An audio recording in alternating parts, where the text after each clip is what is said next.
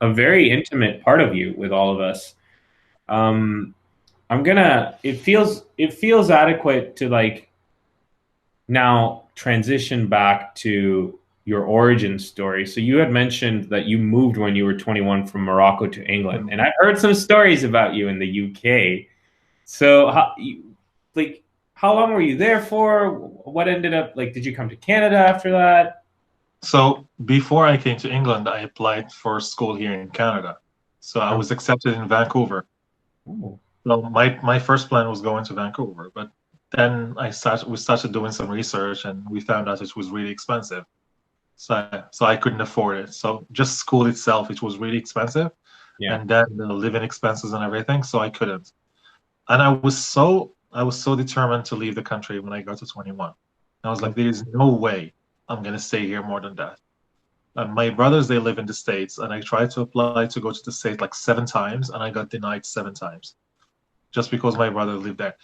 And I had like all my eggs on the States. I never looked at Canada. I never looked at any other country. Hmm. So I got to the point where I started getting a little bit depressed. So I meet this guy, and he is like, "There's a new school in England. They're accepting lots of people. It's not really it's not like really hard to get there." And for me, England was always those old school, old like houses with weird taxis and people having a weird accent. So I was like, "There's no way I'm gonna go live there." So after like months, I decided, this is better than nothing. So I didn't have anyone in England, but I had to lie to my mom, and I was like, my friend will be waiting for me there. She was like, "Are you sure?" And I was like, "Yeah." But I didn't have anyone. But because I waited that long, I didn't want anyone else to worry about me. So this is my thing now. So I planned everything really well. And I was like, I'm gonna land at 6 o'clock, 6 p.m. in London. I'm gonna have time to go downtown, get a nice hotel, and then I will be fine for 2 or 3 days, and then I will find something better. Between the delay in Morocco and the delay in London and going through customs and everything, I ended up leaving the airport around midnight. Oof. So there was no taxi for me, there was no bus, there was nothing. And I was like, this is a beautiful way to start your day in England. So I had to spend the night in the street by the airport, and Okay. I had to like because I had my suitcases with me, and I was like, I don't know the area, and people are walking too much, and there's lots of shady people here. So I had to spend the night there. The next day, like around 5, 6 o'clock, I woke up. I think I took a bus to go to the closest area to the airport. I think it was called Hounslow East or West, something like that. And it was like a rough area, but I didn't know that. Nobody told me anything. So I found a room, and it says £65 a week, and I was like, perfect. I was like, Yes. this is the perfect thing. Yeah. So I called my brother, and I was like, you know what? Tell my mom not to worry anymore. Everything is fine. I found the perfect place. I give Okay. the guy, I think I give him enough for like 8 weeks. And I was like, we're good now. I get my room. It looks nice and everything. At night, it was in Ramadan. I was still fasting. Mm. So I go inside the room. I open, like my mom gave me some sweets and everything, so I can eat there. Moroccan things to remember. I Yeah. started eating and everything, and I put everything on the floor. My suitcases are open. I go to sleep. So I go to sleep around 11. Around 1:32, I started feeling something weird in my back. So every time I move, I feel like something like annoying me in my back. So I touch it like this, and it was like bed bugs. Oh my God.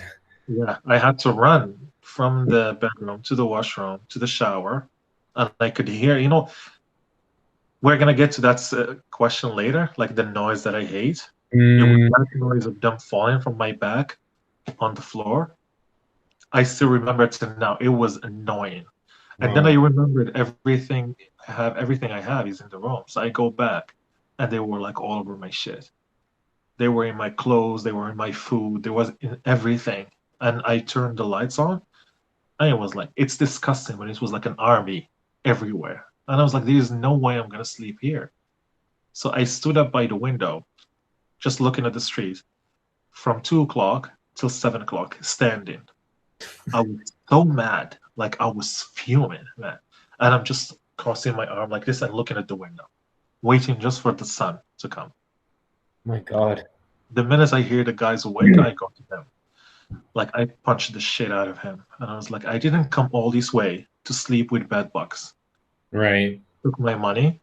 I go because they have stores, and outside the stores they have this section where people put notes. I have a room to rent, so Ah, okay. that's a lot. Then I found another place, and I was like, okay, a little bit more expensive, so it might be better. I go, this like beautiful Pakistani woman, she meets me there. Like it was beautiful, and I was like, this is good. My room was like big. She had the TV with cable and everything.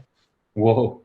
Yeah, so I get inside, and some of the bed bugs were still in my suitcase. So Mm. they invaded like a certain area of the bedroom. So I stopped sleeping on the bedroom. So I would take two chairs and I would put them together and I will sleep in the middle. It was not comfortable, but it was better than nothing. So it was good for the first 2, 3 days. It was everything good. I was like, I would go outside, get my food, go inside, sit, talk to the family, go online, look for jobs. Until she had to go back to Pakistan. So I stayed with her son.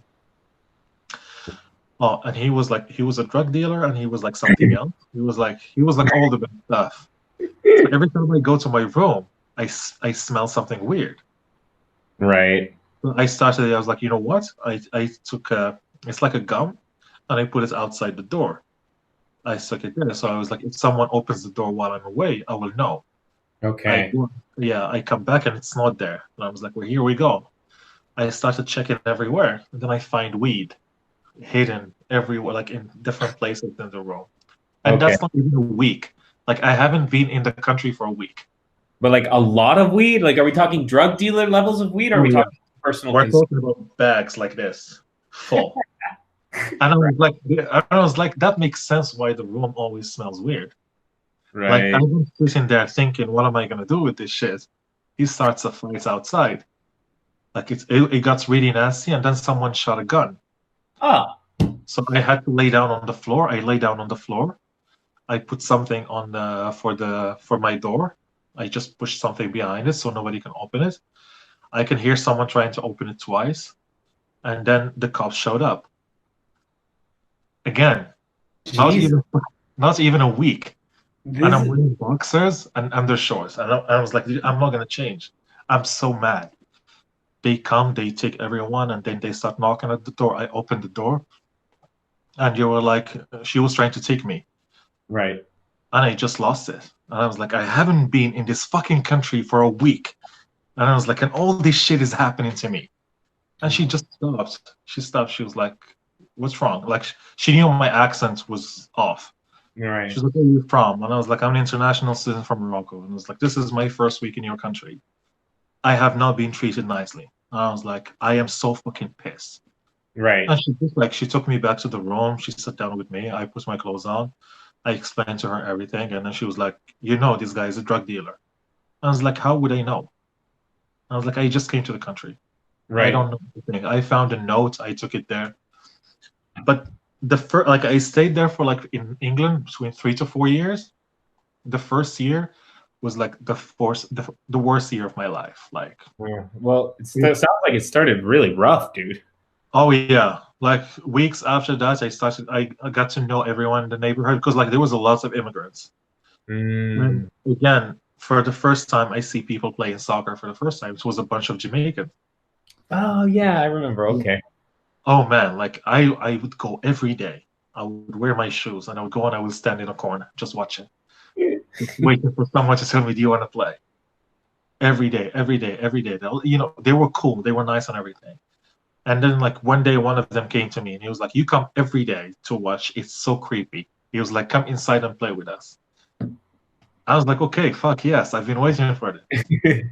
So I play and it was like a fun game. I played really well. One of them really loved it. He was like, "Okay, you're on my team now." It's like we play every day at 5 o'clock. So that was my new routine. 5 o'clock, I have my Jamaican friends to play with them. So I started like to hang out with them a little bit, and then I found out that they deal with laptops. Like they would steal laptop, but they don't know how what to do with them, and I don't have a job. So they would be like, "Oh, we just got this laptop from my friend." They don't tell me we stole them. It's always we got them. He was like, I want to sell it. So it was like, I had the same and I sold it last week for £20. The minute he said 20 pounds, like all my attention turned to him. And I was like, 20 pounds for that? He was like, yeah. I was like, I will give you 60 pounds for that. He was like, yeah, take it. And I was like, every time you have one, I'm your guy. I will give Oh, you 60, 70 pounds for one. He was like, perfect. Like, I will take them. I will sell them for like 400. I will give them 60 or 80. Every time I will give them like an extra 10. And they would love it. Like, I was their favorite guy. And then I started working, I think. Like, I was like the favorite guy there. I would walk from the street, they would see me. I don't understand half of the things they're saying, but I'm just like, yes, yeah, it's me. They have that mixture accent between like Jamaican and English. So it was like it was a beautiful accent. But that's when things started feeling better. I would oh, every now and then I would go book a hotel for a night, go treat myself, take a shower, take a nice meal, and sleep for real. the I started little, to what? the little things that we take for granted, man. Like just listening to you and like the rough struggles. Like that's rough, dude. Like And I couldn't call my parents or family and tell them I need help because I was like, you know, I'm a man. Like yeah, I've been trying to leave the country for a long time. I'm not gonna come now and start complaining. I was like, I'm just gonna have to go through it. yeah. The point of pride there is like, some people say it's reckless and, there's arguments to be made, but in your case, it worked out. You persevered. You were mentally, very clearly mentally strong enough to come out through it, which is amazing. It's like I'm trying to think back to like my worst weeks and stuff, and I've had some pretty bad weeks, but nothing like what you're describing. So it's amazing that you stayed in the country for 3, 4 years after that. I would have been like, fuck this place. I'm gonna go to some other country. Like that's what would have happened. So But, like, thinking like going back home and then people would be like, ah, he couldn't make it. I was like, no. yeah, no, I get that. I wouldn't necessarily have gone back home. I would have like looked at a different country if Yeah. possible. I again, it's easy to say these things than to live them. I I would love to hear more about this stuff and more about how you ended up in Canada, but I am conscious of like going too far over and there's a lot of questions I want to ask. So we'll have to keep some mystery surrounding you about how you eventually ended up here. Um, I'm going to ask you, what is one good thing to come out of this pandemic situation for you? I think like from my this is just my opinion. Like I think it's finally time to appreciate people that do the real work, like the Mm. healthcare workers. I think it's time to give them like what they deserve. Like people like they've been sacrificing themselves. Like they have families, they have kids, and then they have to go to work, either hospitals or whatever. They had to go there and they risk everything and they can bring it to their families and everything, but still they didn't give up. Hmm. Like there are so many people that they have their families in hospitals or retirement homes or whatever, but people didn't give up on them. They still go there every day with a smile on their faces, doing that.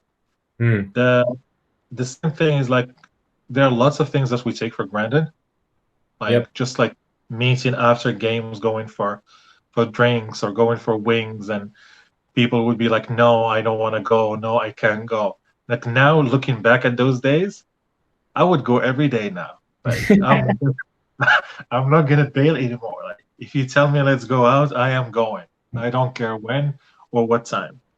Just like getting to be with friends, like be an hour or two in a pub, just talking and laughing. You remember like that one we did when we went to Moxie's with Yeah. Mo? Just something like that. Like we take these things for granted, but now that you're stuck in your house, you don't get to see your friends anymore. You start remembering those days. Yeah, I 100% agree with that sentiment. And again, I think I'm hopeful that the world comes out a slightly better place than it went in through COVID. Like new is always better. So I'm hoping that a lot of the new reality is going to be better. We're gonna ask you some fun questions about the club before we go into Pivo's 10. So I want to know who, in your opinion, is the most hilarious club member. I think the first one that comes to my mind is Chech. Chech.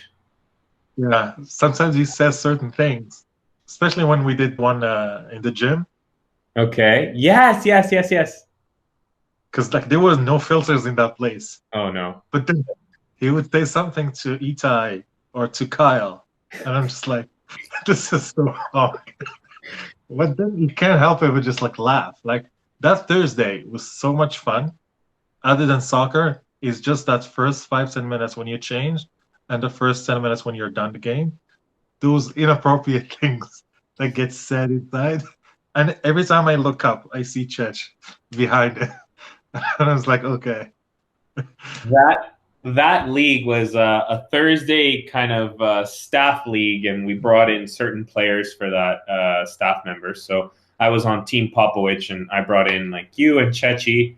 It was really fun. One of my regrets is that I didn't enjoy it as much as I should have. There was a lot going on in my head, and I didn't fully embrace the league, and so issues happened. But I I really fucking like look back, and it's just so much camaraderie and so much like just pure fun. And it was amazing that we ended up being able to play that final, and then the very next day leagues were canceled. Yeah, like that's why it's stuck now. Because that was the last thing we did. And Now, I'm so happy we did. technically speaking, it was the last Footy Sevens match so far.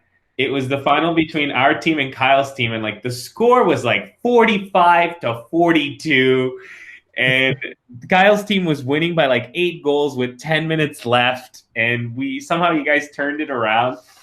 It was so funny. But yeah, that technically we're the last champions too, so that's something there. And I remember you saying this is probably the last game before the end of the world, and I'm like, nah, it'll probably be okay. And then next day, everything. I was like, shit. So when I go, like the following week, I was like, what the fuck did they say? It was too good. All right, all right. Let's do this one. You're on Who Wants to Be a Millionaire? You're on the $1 million question. You've got the phone support lifeline. Who do you call? Which club member do you call? Yeah, I thought about this one. I was gonna say either you or Chech, but I'm leaning more towards you. Okay, interesting. Yeah. You might know shit that I don't know. Not to brag, but I just won a Shopify trivia quiz today, so There you go. More reasons. um okay, this one different because a different set of skills. Which club member would you pick to go to to go on the amazing race with you? So this member is not gonna help me win anything, but I know it's gonna be fun. Jamie. Jamie. Yeah. Because like this guy is just gonna be walking around, just being positive, smiling about everything, while we're losing. Jamie, don't let him fool you. He can get competitive. He can get focused, and if he wants a certain thing, he can start getting a little bit annoyed. Like the smiles, I've seen the smiles, and I've seen the smiles go away. But I think it would be a hilarious thing to watch you guys on TV. Just you, just like Jamie on the map, and you're just like, you said we got to go here. It's like, I don't know anything. I've never been here. Neither have I. Like the arguments are gonna start after minute one. It would be so good. Oh man, I kind of want to like set that up now. Oh, this question has yielded so much gold between Kat saying she'd pair up with Dubord and you saying you'd pair up with Jamie. Like I'd pay money to watch both of those things happen. It's been really, really, really fun talking to you, and we're actually at the point now. There's so much that I wanted to ask you that we didn't really get to, but we covered some of the main points that I wanted to. So that's like really, really great of you to share with us, and being so personal. You shared shit with us that I didn't even know about. So that's like really, really cool. So Oh, thank you for that. Like, that was really a good idea doing this. Like, you get to know people more now. It's not like the same when you see them for 5 minutes before the games and then 5 minutes after the game, and then everybody's gone. Like, yeah. watching the videos now, like, you get to see people in a different way. And I'm really grateful to everybody that has been a willing participant in all of this. And the reason why I'm winding down on episodes is because less people are coming forth to be interviewed, and that's Yeah. cool. Everybody's busy and stuff, and everyone's going to be really busy once we get into our real world. But that doesn't mean that I won't do episodes. It'll just be infrequent. Like I'll probably do like one once every 3 weeks or a month. Like, Mm. but I think I'll probably get to episode 15, and that'll be the last one for regular schedule. But anyways, on episode 10, I think it's been a high success, and you've been a great guest. And now we're going to move into my favorite section, Yeah. Pivo's 10 questions. So, rapid fire, let's go. What is your favorite word? Football. Okay, no questions asked. Amazing. What is your least favorite word? Everybody said that so far, but since I started learning English, I always had problems with that word, moist. I don't know who invented that word, but it annoys me. You know, here's a curious thing about that word. It actually never bothered me until I watched that one How I Met Your Mother episode in season 2, where Lily is just like, I hate the word moist. Up until that point, I had never heard of the fact, and I was watching this would have been back in 2010 that I saw this episode. I had never heard anybody say that moist was a word that bothered them. And then after that, all I hear is that people hate the word moist. So it's interesting. It's just a weird thing, moist. It's like the way it's pronounced, everything about it. Ugh. All right. Well, we'll move on. What turns you on emotionally, spiritually, or sexually? If you answer my sarcasm with sarcasm. Ooh. I love that. If someone gets my sarcasm and then they answer me, oh, it's beautiful. Interesting. What turns you off emotionally, spiritually, or sexually? If you start getting cocky. I can see why you love Jamie. Yeah. I don't think that guy ever gets cocky. Interesting. What sound or noise do you love? Okay, so I thought about this one, and this is a personal thing. Okay.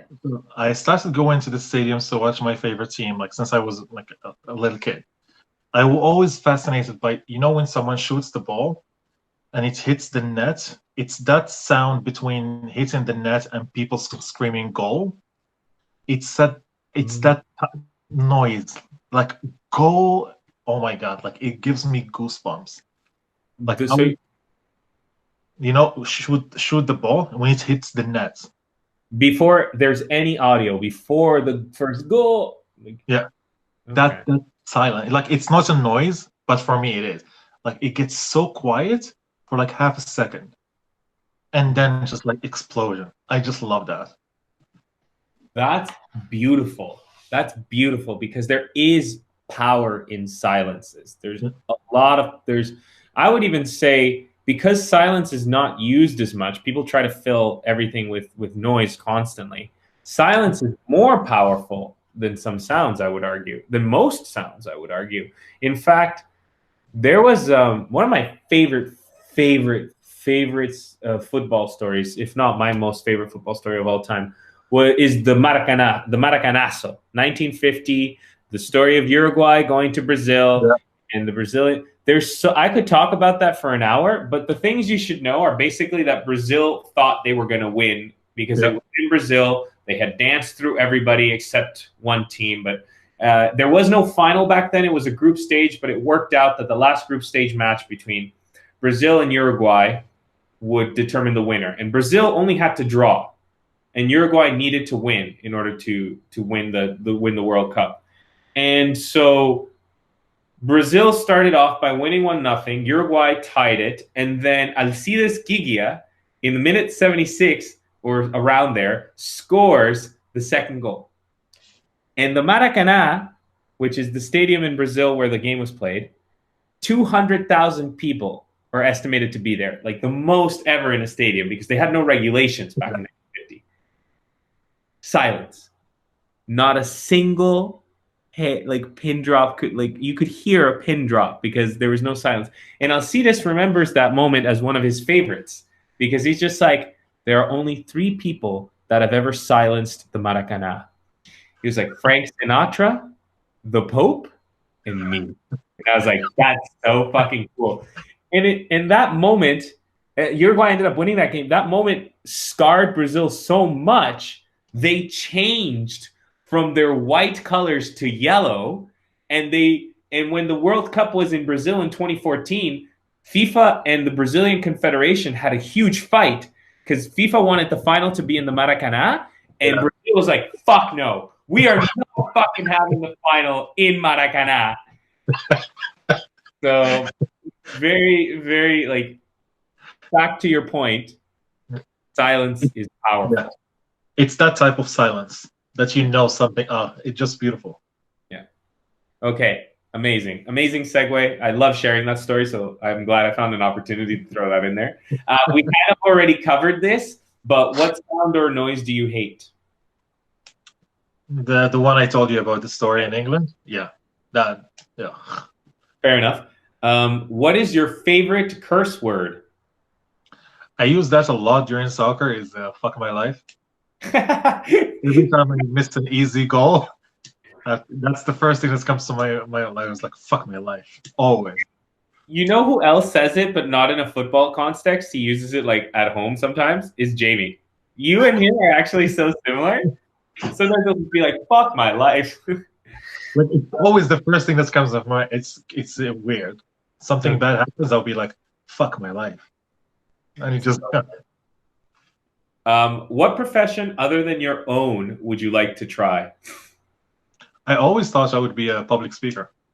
Ooh, yeah, I think it'd be a good one. Yeah, like when I was in school, when I was learning English, like I was told like many times, you should think about it. And I really thought about it, and I did certain gigs in Morocco about that, and I loved it. Just like speaking in front of people, like I don't feel nervous or anything, so I loved it. But yeah, I didn't get to pursue it. Your stories come about you very naturally, so it makes sense. Like, you've been fairly effortless in describing your history, so that's cool. Interesting. What profession would you never want to do? Accounting. I don't like numbers, man. I am so bad. Fair enough. Fair enough. We're going to move into our final question. Let's assume that heaven exists. What would you want God to say when you reach the pearly gates? Well, since I'm a religious guy, not very religious, but religious, just like that you left a good impact on people's life, certain people's life. You're not going to leave it on everyone's life, but just leaving it on someone's life, that you changed their life or just made their day or something like this. Just something like that. That you did this. Thank you. Now, you don't have to actually say names or anything, but are you thinking, like, when you say someone, do you have some people specific in mind, or do you just mean as a general, like you hope to leave an impression on some people? There are certain people, like during my work, I get to see some clients, and of course they pass away. Mm-hmm. It's just like having their families come to you, and you never met them before, and then when they hear your name, they'll be like, "Oh, you're that guy. My dad said this and this and this and this and this about you." It made me cry so many times, because like I would go sometimes see them in the hospital if I hear that they're there. And it's happened to me 3 times, and I just couldn't control myself. Because my goal was just to go and see and leave. I didn't want to meet anyone, I didn't want to see anyone. But then you meet family and they ask, "Oh, who are you?" And then you introduce yourself, and it's always that reaction, "Oh, you're that guy."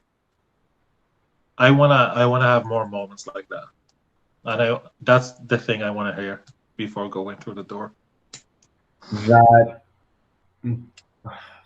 That's one of the most beautiful things I've ever heard.